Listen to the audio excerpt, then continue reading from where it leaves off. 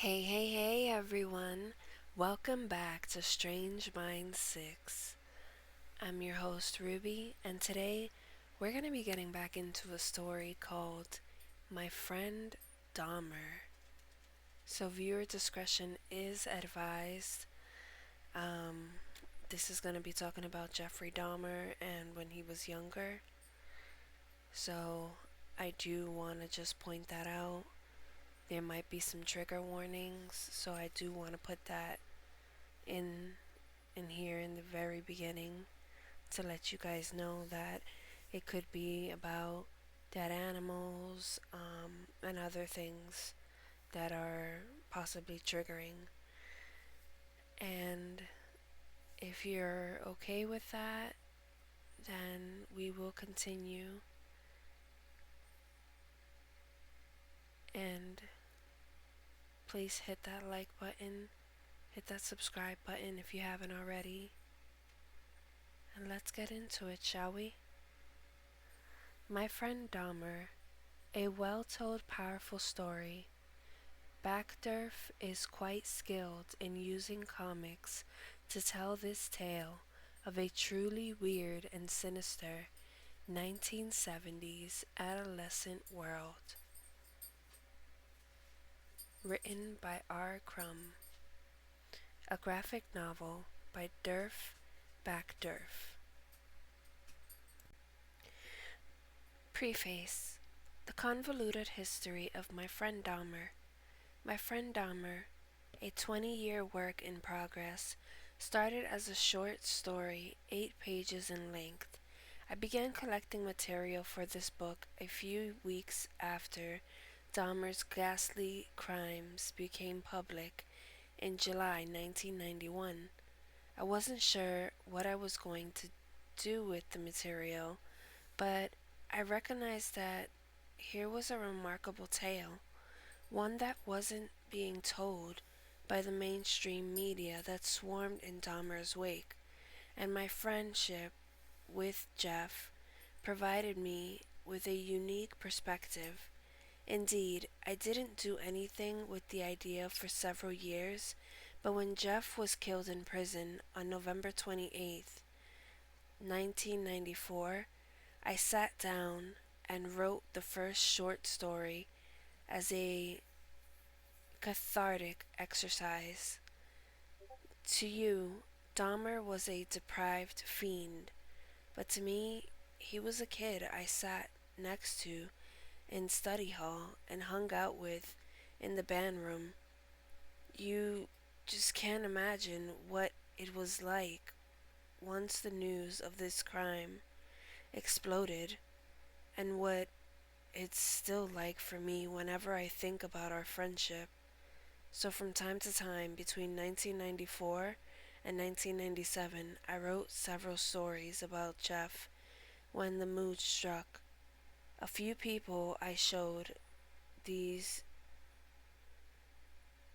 to urged me the few people I showed these to urged me to finish and get them in print. The first story made it into the anthology comic 00 in 1997 and garnered much acclaim. This prodded me to write a 100-page graphic novel collecting all the stories I had written about my friend Dahmer. Up to that point, I spent the next 3 years trying in vain to sell this project. Frustrated and stonewalled, I self-published a comic book version in 2002. A mere 24 pages, because that's all I could afford. My Friend Dahmer became an immediate cult classic. It was nominated for an Eisner Award, a rare horror for a self-published comic, translated without permission, I might add, into several languages, and featured in 3 documentaries. Author Chuck Klosterman wrote about my Dahmer stories in his bestseller Sex, Drugs, and Cocoa Puffs, and New York University's theater department adapted and staged the comic as a one-act play, but I wasn't happy with what I've done. The book was way too short. There was so much more to the story, loads of material I had to cut because of the 24-page limit. It was also my first graphic attempt at long-form graphic storytelling, and to be blunt, it shows. The drawing stinks, the narrative is choppy, the timeline is a mess. The original is also a straight memoir, culled entirely from my memory and from stories my friends and I shared over the years, but it doesn't go any deeper than that. All in all, when I look back at the original comic, I see a huge missed opportunity. It should have been a major work, and instead, it was just a self-published pamphlet that only a couple thousand people read. This bugged me for years until I finally decided I was no longer going to regret this for the rest of my life. I would produce the work I had envisioned. So, what's different about this version? To start with, this is the best drawing I've done to date. My previous graphic novel, Punk Rock and Trailer Parks, had been the most ambitious and had pulled me to new heights as an artist and a storyteller. I've put the lessons I learned producing that book to good use here. This version was written in 1 month-long session with a clear narrative vision. It has a flow and clarity the original lacked. Second, I went back and researched the story the right way this time. I interviewed dozens of former classmates and teachers, pored over FBI and police files, combed through every interview Jeff gave before his death, and uncovered some surprising and never before disclosed revelations about his young life. The resulting work is a graphic novel that details Jeff's descent from an oddball 12-year-old to a young teen struggling helplessly against the dark thoughts that gurgled and bubbled in his head, leading up to the exact moment when he plunged off the brink. This is a tragic tale, one that has lost none of its emotional power after 2 decades. It's my belief that Dahmer didn't have to wind up a monster, that all those people didn't have to die horribly. If only the adults in his life hadn't been so inexplicably, unforgivably, incomprehensibly clueless and or indifferent. Once Dahmer kills, however, and I can't stress this enough, my sympathy for him ends. He could have turned himself in after that first murder. He could have put a gun to his head. Instead, he and he alone chose to become a serial killer and spread misery to countless people. There are a surprising number out there who view Jeffrey Dahmer as some kind of anti-hero, a bullied kid who lashed back at the society that rejected him. This is nonsense. Dahmer was a twisted wretch whose depravity was almost beyond comprehension. Pity him, but don't empathize with him. This book probably isn't the smartest follow-up to Punk Rock and Trailer Parks, which was raucous, joyfully comedic, In fact, my friend Dahmer is completely unlike anything else I've done, or will likely do in the future, but I just had to do it nonetheless. At long last, my friend Dahmer is finished, and I'm happy with this, its final incarnation. Derf Backderf, Shaker Heights, Ohio, April 2011.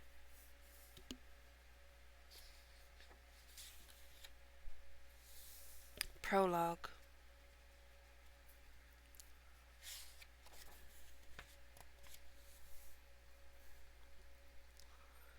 Crunch, scrunch, scrunch. Walking down the road, Dahmer sees a dead cat, kicks it, then picks it up. He takes the dead cat with him to the garage, but then turns down the path.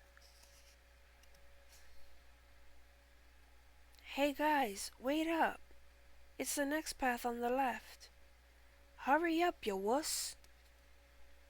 Dahmer looks. I don't want to miss Monty Python. Oh crap.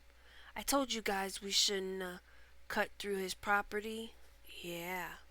Hey, why are you carrying around a dead cat? I'm gonna dissolve it in some acid. What? You're so full of crap. Where did you even get acid? My dad's a chemist. I can get my hands on it easy. Look, come into my hut if you don't believe me. They walk to his hut. He opens the door.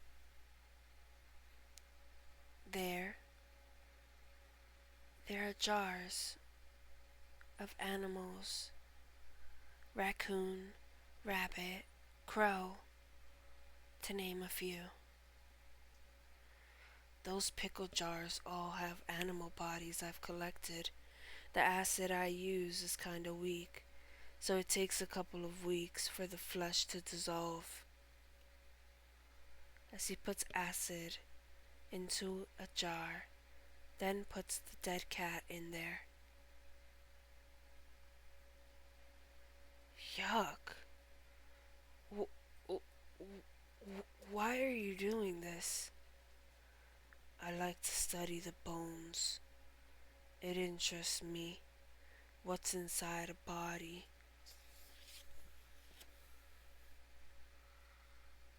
Aw, this is total bullcrap.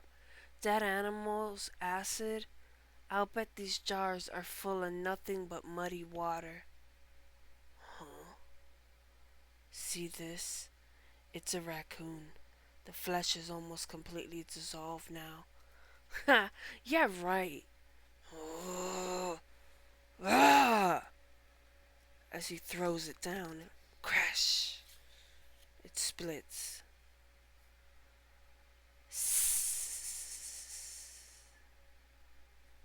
Gag! They run out of the hut and throw up. God, Dahmer, you're such a freak. He walks away. I had normal friendships in high school and really never had any close friendships after high school. Jeff Dahmer, interview with Nancy Glass, Inside Edition, February 1993. Part 1, The Strange Boy. I first met Jeff Dahmer in the 7th grade when the kids from the district 3 elementary schools were stirred together in the hormonal soup that was junior high. He was a nobody, one of those shy kids who turn into social invalids when that first blast of adolescence hit, meekly accepted their fate and became invisible. It was months into the school year before I noticed him at all. And the kids that did notice Dahmer, out of my way, dumber, had little but contempt for him.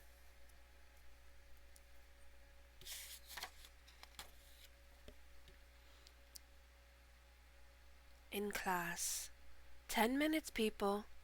You should be done with your leaf diagram, Mr. Backderf. Okay. How many chloroplasts did you get? 30.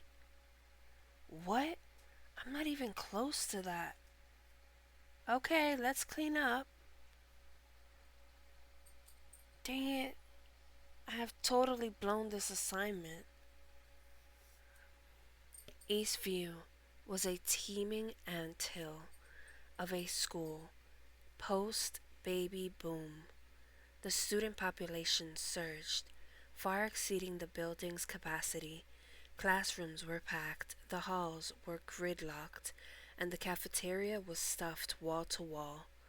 It was quite a shock to the system after the comfortable familiarity of the cozy elementary schools. If you were shy and slow to make friends, you were virtually trampled by the throng. For most kids, it was an opportunity to make new friends by the bushel. Several of the guys I met during this time would be lifelong pals. Dahmer didn't make new friends. As far as I could tell, he didn't have any friends, period. He was the loneliest kid I've ever met.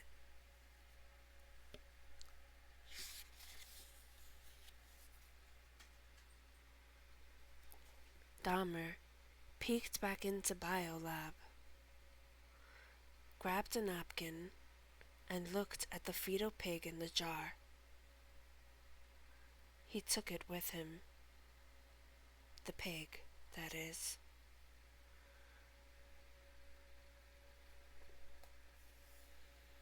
On the bus, back to the home,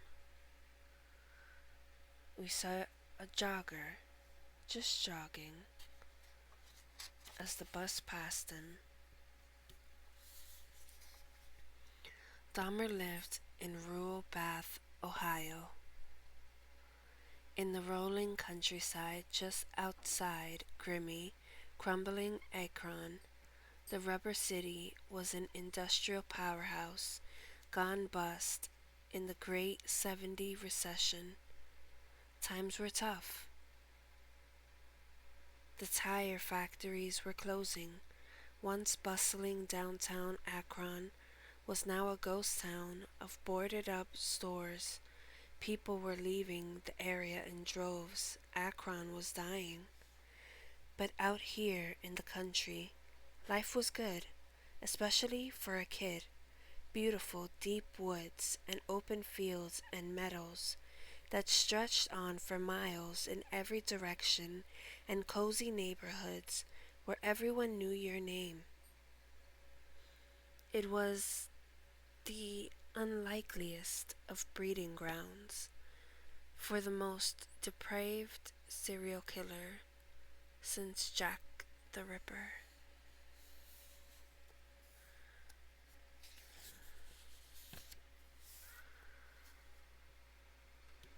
Jeff, this is our new interior decorator, Mr. Perlman. Hello, Jeff. Hello, Snickers. As Jeff goes into his little hut, he takes out the fetal pig, wrapped in a blanket. He pokes it.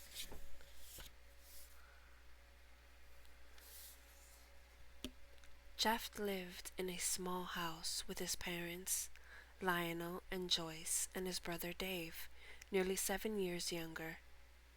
Dave isn't part of this story. He was just a kid, and beneath my notice. He certainly had a big role in Jeff's life, but I didn't witness it. How do you like his view, Jeff? "'S okay." Lionel was a chemist, hard-working and driven. He was a nice man, but had a forceful personality and an intimidating intellect. My dad was a chemist, too, so I know well the type, more comfortable with test tubes and other things than with teenage sons. I never saw that much of Lionel either.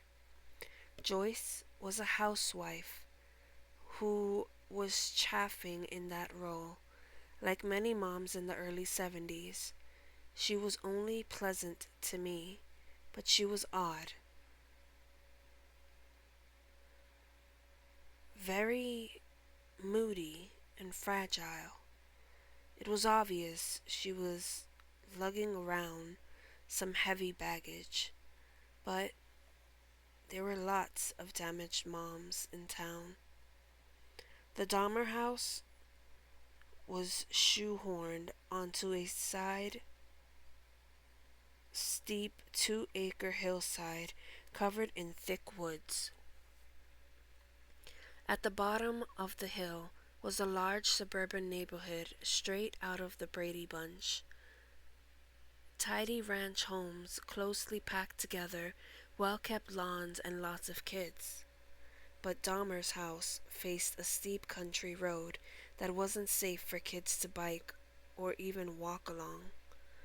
All that could be seen of it from the road was the blank facade of the garage. It was as if the house itself mirrored Jeff's isolation, and inside the house, all was not well. Dahmer watching TV as his parents argue. "Joyce, I am not going to have this argument again."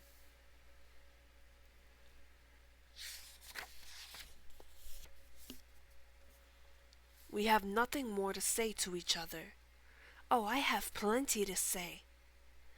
"Don't walk away from me." "Leave me alone." "I've had it with this marriage." Slam. 7th grade, 8th grade, 9th grade, all through junior high, Dahmer didn't stand out in any way. He was just part of the adolescent mass, a piece of scenery. He seldom talked. He did his work, played trumpet in the band, was a member of the tennis team. He barely made a ripple. And then he changed.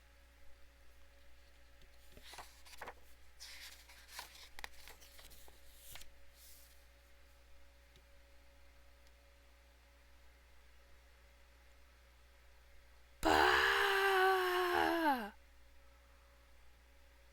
As other kids looked. Man, who keeps making that noise? Who did that? You three, behave yourselves or get out of the library.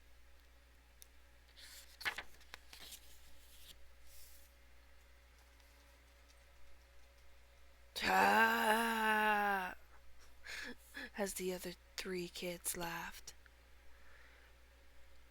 It was 1975, my sophomore year at Revere High School. My friends and I, a small group of band nerds and advanced placement brains, became fascinated by this strange guy who threw fake epileptic fits and mimicked the slurred speech and spastic tics of someone with cerebral palsy.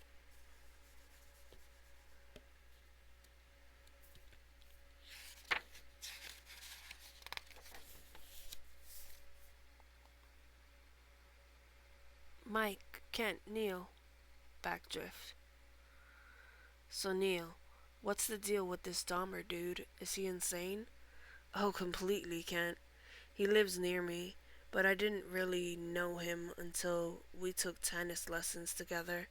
last summer. Isn't he totally hilarious? Yeah, but this act of his, wanna buy some dwapes? Meh. His mom has this freaky interior decorator who talks weird. Looking back on it now, knowing what we know, it seems incomprehensible that Dahmer could get away with such bizarre behavior, but it's not as if he was the only freak at school. Oh, yeah. I hate you. Ah! Fig, let go! Dahmer is normal compared to that maniac Lloyd Fig. Indeed.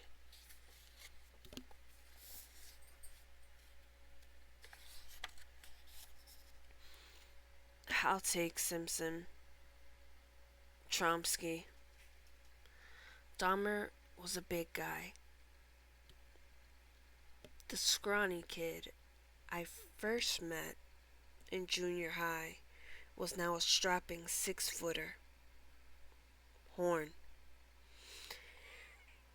He added some muscle too. He was lifting weights at home and suggestion his dad's suggestion. One of Lionel Dahmer's many attempts to get his son interested in something. Not that bulking up improved his standing among his peers. Backderf, I guess.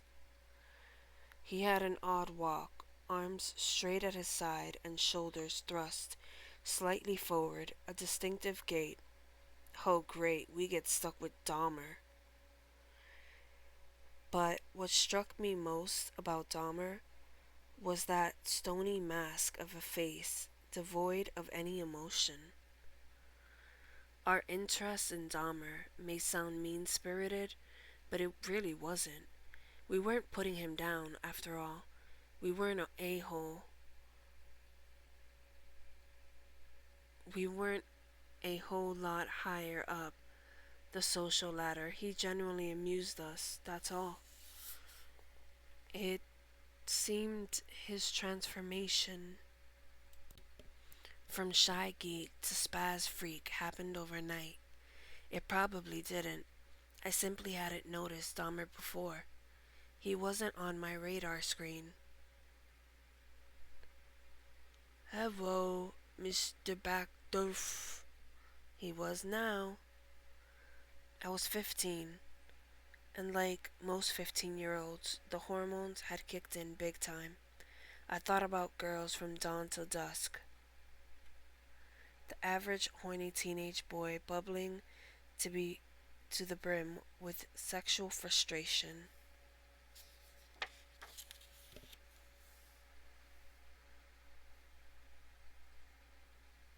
Jogger running past the Dahmer house. Dahmer's sexuality emerged at this time too.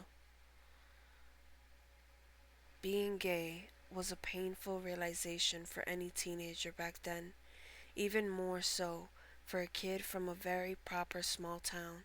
It was a sexual awakening full of doubt and denial and shame. But for Dahmer, it was far, far worse. He kept his homosexuality hidden from everyone. That was the norm. Many of our classmates were gay, and not a single one came out in high school. But Dahmer had another secret, a terrible secret. In Dahmer's fantasies, his lovers were dead. Dead men corpses. What spawned this perverse sexual hunger? What deep, fatigued part of his psyche gurgled up this miscreant desire so powerfully it immediately devoured him whole? Dahmer himself was at a loss to explain its origin. I don't know where it came from, Jeff said years later. I'll probably never know, but I never dreamed it would become a reality.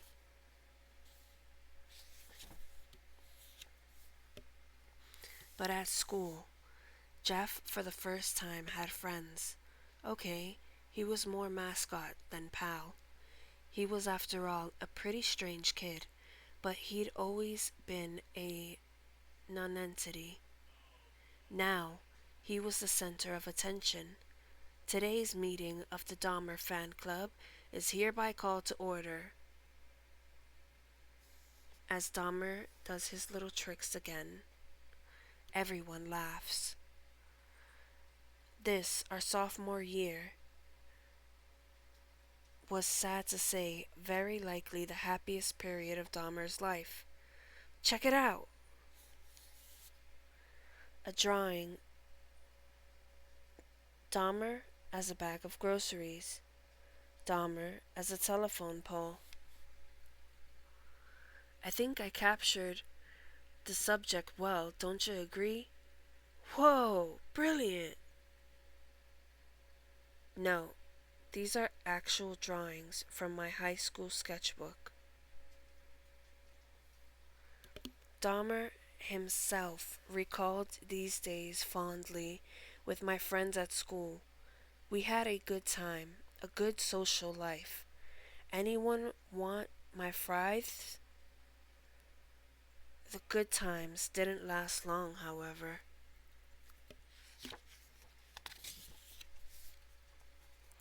Dahmer was obsessed with the jogger who ran past his house every day for months. Dahmer watched from the woods or from the house as the jogger ran past. Dahmer fantasized about laying down next to his unconscious body, about fondling him and having total control over him. This fantasy consumed Dahmer. He thought of little else. Finally, he decided to act, to make the bizarre desire a reality. It was his first step on the road to hell. But the jogger didn't run by that day.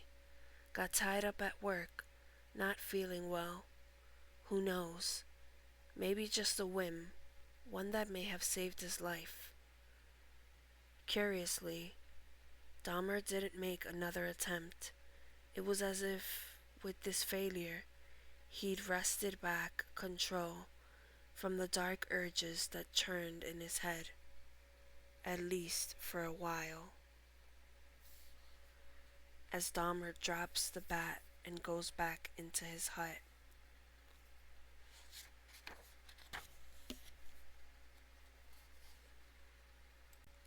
Sophomore year ground on. At 16, I now had wheels, and my friends and I spent endless hours cruising around town. Dahmer was never asked to join us, even though I drove right past his house on the way to pick up some of the other guys. We eating at Rizzy's or Skyway? Some instinct warned me off. I was always wary of Dahmer. I was willing to hang out with him at school, but there was no way I was going to forge a closer friendship. Even here, early in his descent, I recognized there was something about Dahmer, something creepy. On the surface, Dahmer's life and my life were very similar. Our dads were both chemists. We both had one sibling, a younger brother. Even the houses we grew up in, 50s mod, ranched, perched on wooded hillsides, were the same. All right. Checking the mail.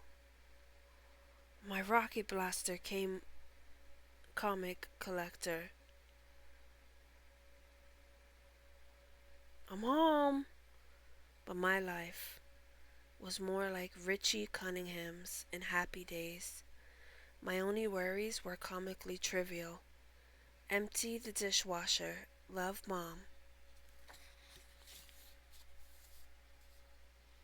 That was not the life Dahmer had.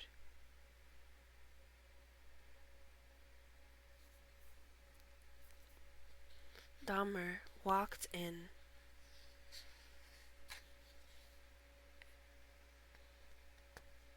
and saw his mom reacting.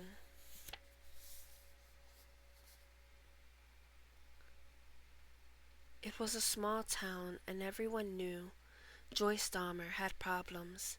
Scuttlebutt at school had it that she'd been sent to a mental ward more than once, but none of us knew just how serious her problems were.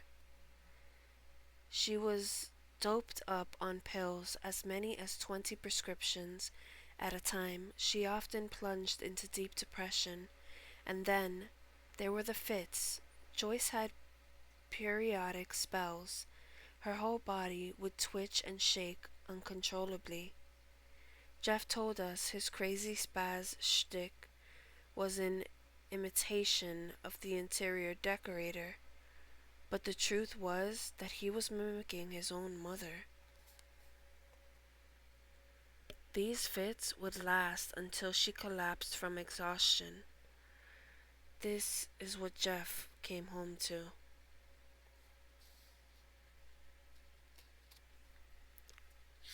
Dang.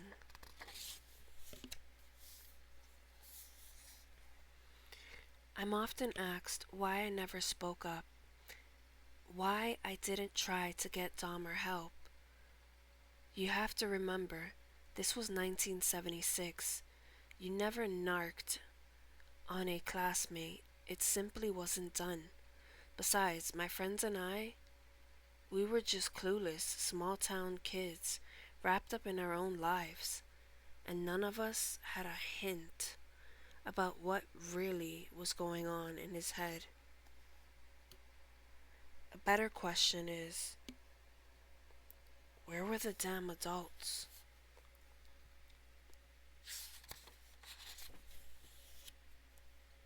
And that is where we're going to leave it off.